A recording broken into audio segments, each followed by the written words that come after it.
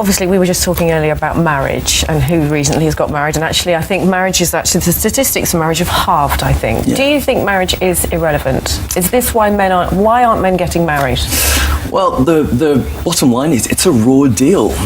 For men, it's a really raw deal. The benefits are heavily outweighed by the dangers and the risks. If you're a man and you divorce, the outcome usually favours women massively. You can end up losing your home, half of your pension, half of your wealth. You can end up not seeing your children.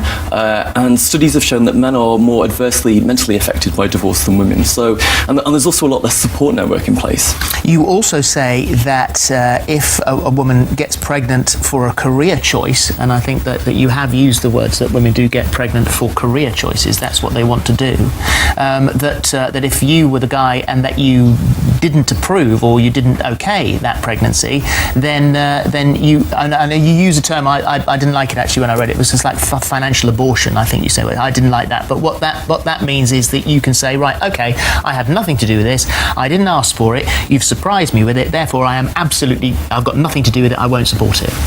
Well, what I was really saying is I was mooting that as like a hypothetical point to illustrate the fact that when it comes to power, although the illusion is that men have all the power, actually when it comes to kind of personal relationships and relationships between the sexes, women have most of the power. Well, that's true as well, but obviously babies are made by two people, so shouldn't men just use contraception? Just man up. Well, unfortunately, women have the lion's share of contraceptive choices, and once a woman is pregnant, of course, the man has no say, and yet the consequences for his life are lifelong and huge. They have a huge impact.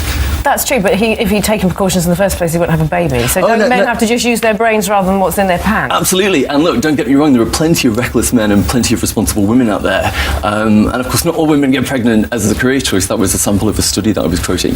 But, there are instances, look at Liz Jones at the Daily Mail. She famously stole the sperm from her husband's condom. She violated his choice about fatherhood, and that could have changed his life forever. Have you been hurt? No, I'm not. What is it? What started this off? Is this a big revenge trip? No, not at all. Look, this is just about me being a young man in the modern world. After 50 years of feminism, I am one of the products of that. And, I have 3 wonderful sisters who I love, and my mother I have a great relationship with. My parents are still together. So my personal experience of marriage, is wonderful. But for me, as a young man entering into that, politically, it's just not viable. So you would never get married? No. Well, I would do if the laws changed. If I was protected in equal measure to, like perhaps the woman I'd marry, then I would consider it. But at the moment, let's be honest, marriage is a contract. It's a business deal. And I wouldn't enter into any contract without reading the terms and conditions and being aware of the risk.